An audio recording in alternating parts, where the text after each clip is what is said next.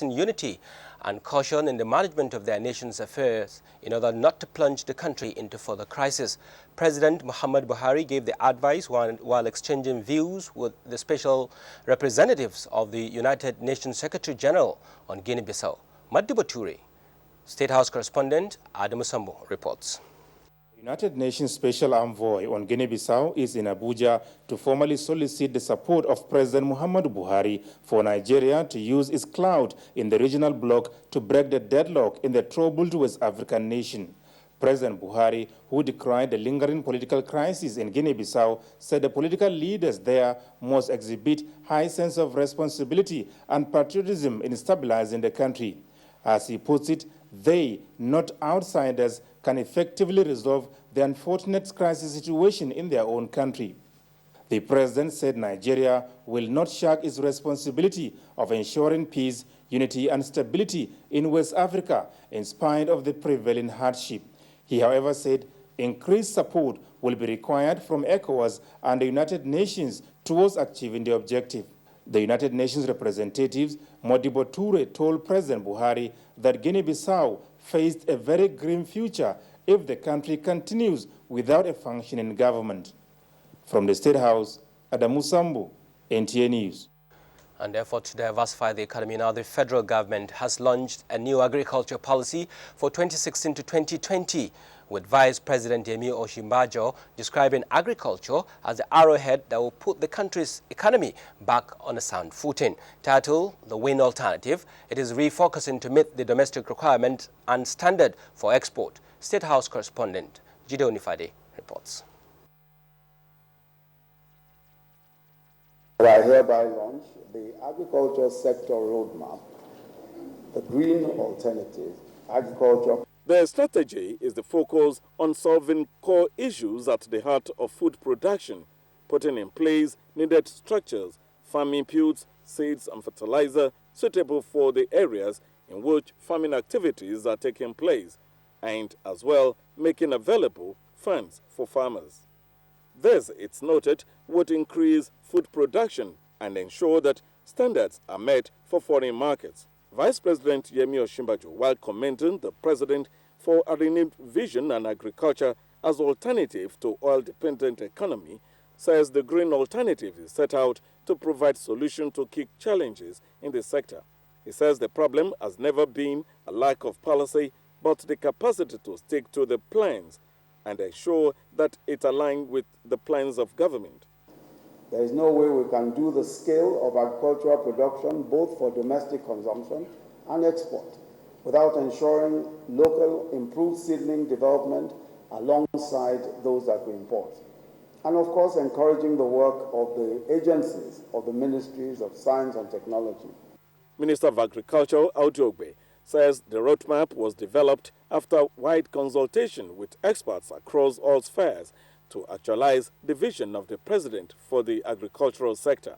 And we're inviting all of you, whether you are now in the civil service, in the military, or the police, whatever it is you're doing, please think of investing in agriculture. Other stakeholders speak on the collaboration with the Ministry of Agriculture and the vision of the country. We in the National Assembly are going to collaborate with the Federal Ministry of Agriculture in order to give it legal framework. What the Federal Ministry of Agriculture is doing is timely. We are totally in support with his programs. I think he's thinking practical, trying to solve this nation's problem. The reality is done. We have to go on agriculture. In Abuja, Jide Onifade, NTA News. On to security matters now. A strategic meeting aimed at confronting with greater impetus prevailing challenges of security and social-economic well-being of Nigerians has been held in Abuja. Adamu Sambo reports that issues relating to terrorism, insurgency, militancy, as well as threats posed by flooding dominated discussions. The meeting, coming a day after the release of the new Boko Haram video, was held behind closed doors. The service chiefs, heads of various paramilitary organizations, and some members of the Federal Executive Council. The Chief of Defense Staff gives reasons for the meeting. The meeting is about how we'll handle crisis. What crisis? All sorts of crises, be it flood, be it terrorism, And that's what we have just done. The most current is this release of and the challenges posed by Boko Haram. The video, we are analyzing it. We're ensuring that we'll make appropriate comment when we get the details. Boko Haram, they are demanding for the release of... Declared wanted, reported himself to your men, and he was turned back. I think if we are handling it, he's reported to the men and he's with them. I don't think he was turned back. Boko Haram, they are demanding that you free their members in jail and they will release Chibok's. Are you thinking about it? That's a political decision to be taken. The military decision is that we are going ahead with our operations, and the operation is being conducted appropriately.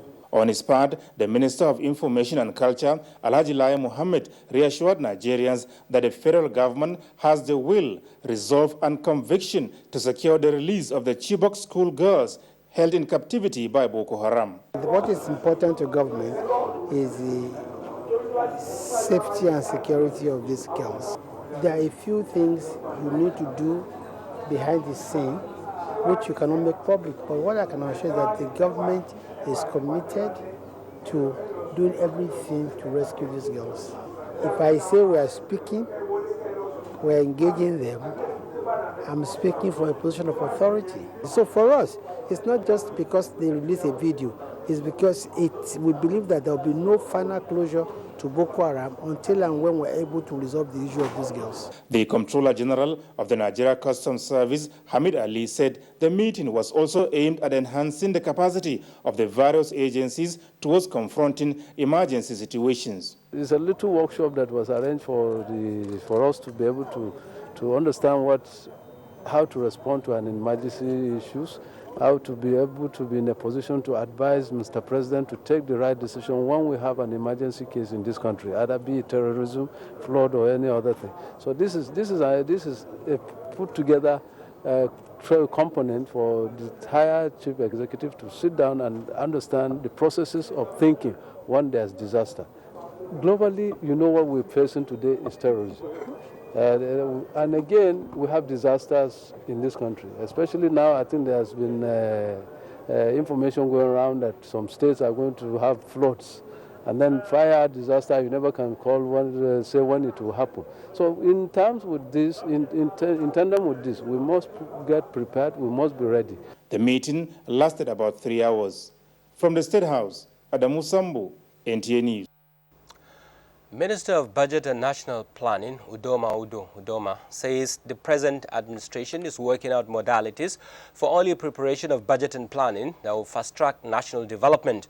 The minister spoke with newsmen after a sensitization workshop on medium-term sector strategy for 2017 to 2019. Debola Broxlin Sunday reports.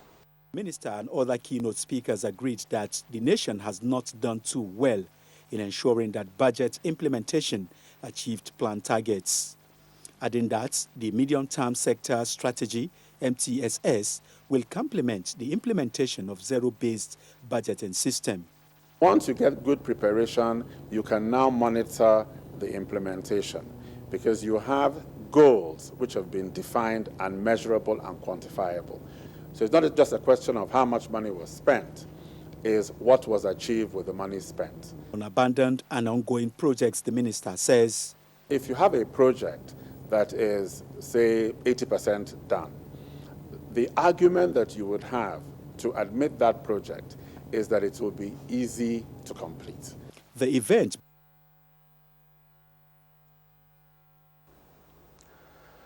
The West Africa Civil Society Forum has opened its 6th biennial People's Forum in Abuja. Minister of Solid Mineral Development Kayode Fayemi observed that the activities of the body should resonate with the vision of our ECOWAS, which for now is far-fetched. Ogechi Paul reports. Minister of Solid Minerals observed that the strategic position of West African Civil Society Forum, WACSOF, as a platform for the aggregation of civil society interests and intervention is yet to resonate with the visions of ECOWAS. How do we ensure that we really have citizens that have rights and that the leaders that have elected also take those rights passionately? The realization of ECOWAS' vision of regional integration, stability and economic and political development in West Africa, it was observed, is still work in progress. Cote d'Ivoirian Nathalie Traoré is president, Waxoff. As a civil society activist, we can have a clear-cut position to say this is what we really want and this is how it should be. The urgent need for a mindset revolution was the focus of the keynote address. It is clear that collaboration on the ECOWAS regional agenda in West Africa is weak and uncoordinated on the regional scale. And this is where Waxoff has got a role to play. We hope that many more thematic groups of civil society organizations will be put in place immediately after this People's Forum. The expected outcomes from the workshop will include a renewed and strengthened governance structures for Waxoff. Ogechi Paul, NTA News. And back in Lagos, the state governor Akinwumi Ambode has commissioned Nigeria's first medical helipad at the Lagos State University Teaching Hospital Lasut in Ikeja. Nosal Sula reports that the helipad, which the governor said is to boost life-saving chances of the teaching hospital, will provide efficient free transport for accident victims and others. Governor Akinwumi Ambode, who also inspected medical facilities at the Lasut complex, said as part of efforts to transform the health sector in the state for optimal performance, the Bola Tinubu Health and Diagnostic Center will soon become operational. While approval had been granted for the rehabilitation, upgrade and bulk purchase of medical equipment required in 20 secondary and 21 primary health facilities across the state. The usual movement by road is not the best option in such situations. Helicopters have therefore become an efficient and reliable option, which can only be made possible with the availability of helipads within the hospital environment. Given the status of Lasut as the state's flagship tertiary health institution, offering referral services for other public and private medical institutions, it was obvious that the helipad had to be located here. This facility will be operated by specially trained personnel who will give us 24-hour service, guarantee expert medical care during emergency transfer, and safe landing at all times.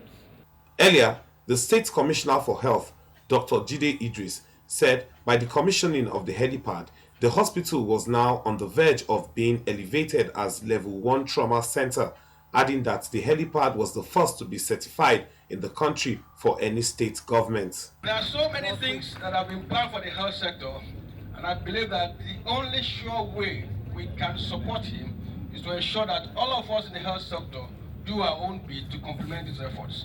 The state government also assured residents that the upgrading of the 247-bed and 5 theatre suites for pregnant women, popularly called Ayinke House, would be ready for use by 2017. In Lagos, Nosa Osula, NTA News. And on to provision of affordable housing. Now, the federal government is to collaborate with the Lagos State government in the provision of cost-effective houses for federal civil servants in line with the Federal Integrated Staff Housing Program. Head of the Civil Service of the Federation, Winifred Oyoita, made this known when she paid a courtesy visit to the Lagos State Governor, Akinwumi Ambode, at the State House in Ikeja. Head of the Civil Service of the Federation, Winifred Oyoita, says that the Federal Integrated Staff Housing Program, FISH, will address welfare concerns of civil servants by enabling them own homes as a means to uplift their morale, commitment, stewardship, and quality during and after service. Why we have come here is to discuss with you, with Your Excellency, and of course your key advisors in the housing and infrastructure sector in Lagos State, to see how the FISH program can also have opportunity of getting land from the Lagos State government. Oyoita also explained that government decision to address workers' housing challenges was premised on the fact that housing was a basic need in every society and a prerequisite for motivating workers. Lagos State is the commercial capital of Nigeria. And apart from the fact that quite a number of Lagos State indigents who are federal civil servants would want to own their homes here in Lagos State. Lagos State Governor who was represented by the state head of service, Olabowale Ademola, commended the federal government for the initiative and pledged the support of the state government to actualize the project in Lagos State. In Lagos, Abolore Ogbara, NTA News. The Independent National Electoral Commission is seeking renewed alignment with political parties through the Inter-Party Advisory Council, IPAC. The collaboration is expected to enhance required amendments to the Electoral Act with interest to reduce litigations in the aftermath of the elections. Ifeanyi Okafo reports. INEC Chairman Professor Mahmoud Yakubu, while receiving the new leadership of the Inter-Party Advisory Council, IPAC, said since the new commission was sworn in on the 9th of November 2015, it has conducted 137 elections, ranging from rerun to by-elections and end-of-tenure elections, the highest conducted by any commission outside the contest of general election, with 2 governorship elections to be held in Edo and Ondo states in September and November this year. And the weekend by-elections will be held in Sokoto State with 14 political parties contesting, as well as in Orelokwe, Oyo State. We will continue to rely upon the support and goodwill of IPAC. Be rest assured, we'll render whatever support you require in order to succeed and also in order to help us succeed. The new IPAC executive, led by National Chairman, Accord Party, Mohammed Lawal Nalado, expressed commitment to work with INEC and mediate in the political developments in the country, as well as advance the course of election management in Nigeria. Ifeanyi Okafo, NTA News. You're still on to Panorama from the Lagos Network Center. We take a short break now. Panorama returns shortly. Stay with us. Nigerians. Suicide bombers are not spirits. They are not ghosts. They are human beings like you and me. They live amongst us. They are your neighbors. They are your friends today, but terrorists tomorrow. So you must know your neighbor now. Security begins with you and me. Know your neighbor. Be vigilant. Be security conscious. Report suspicious persons, objects, and movements to the police and other security agencies. The security of our nation is a duty for you and me. If you see something, say something. Nigeria, unite against terrorism. This message is brought to you by the Federal Ministry of Information and Culture.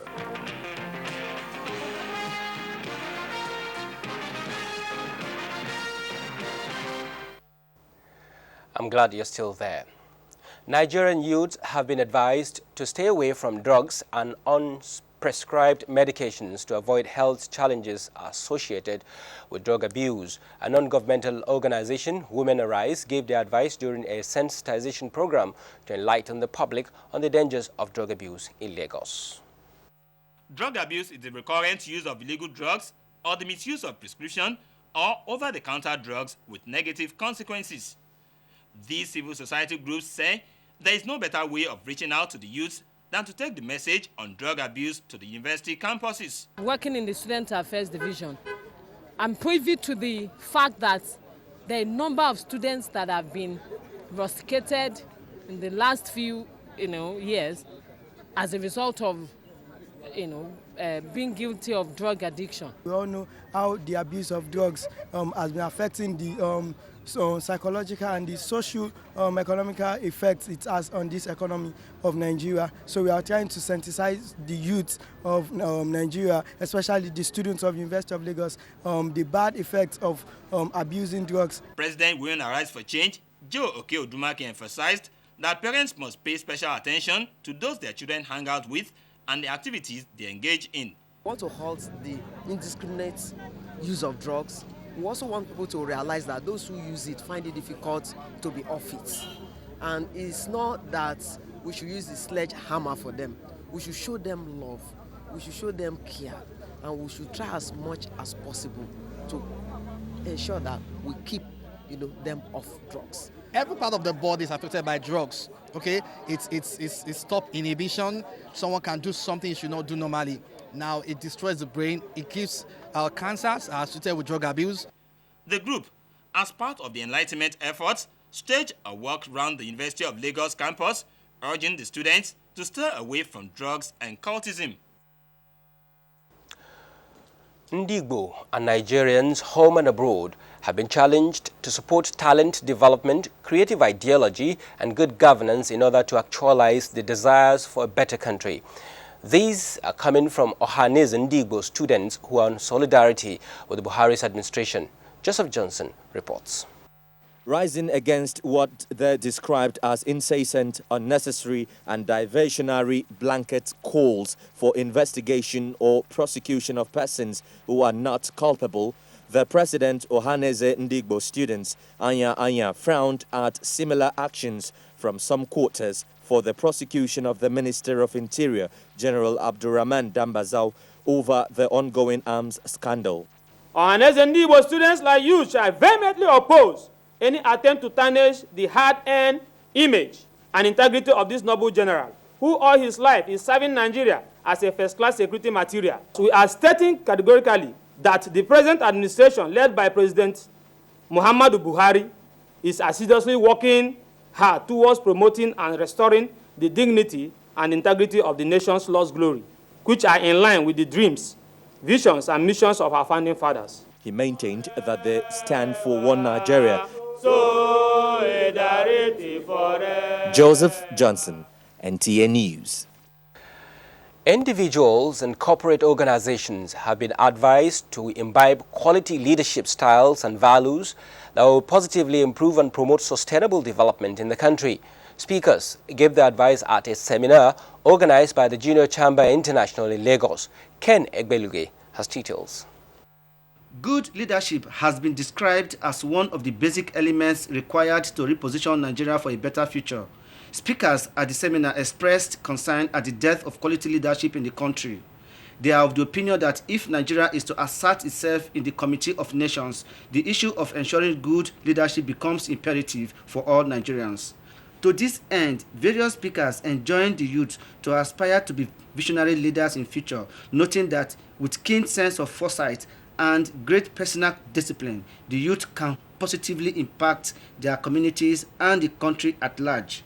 It's no longer in the hands of people who are of the older generation, who are literally on their way out, to plan for what this country will need in the next 50, 100 years. So young people have to take this responsibility, and I think that's where the change has to come from. Start thinking outside the box.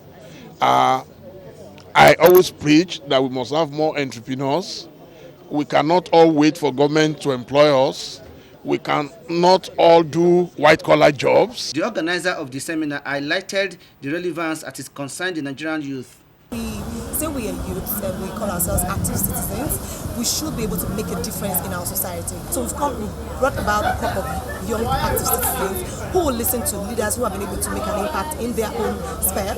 And then we're looking at what qualities can we actually take away from this person, what quality can we take from this person, and when we put it together, will it make us better people?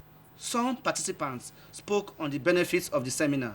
Youths should not be backbenchers. They should be very active, in the society. We listen to all these motivational speakers and we listen to them try to imbibe and not really looking at what they are doing really, but what they say at times, make use of them to better our own life. The seminar on leadership values is aimed at addressing leadership challenges in the country.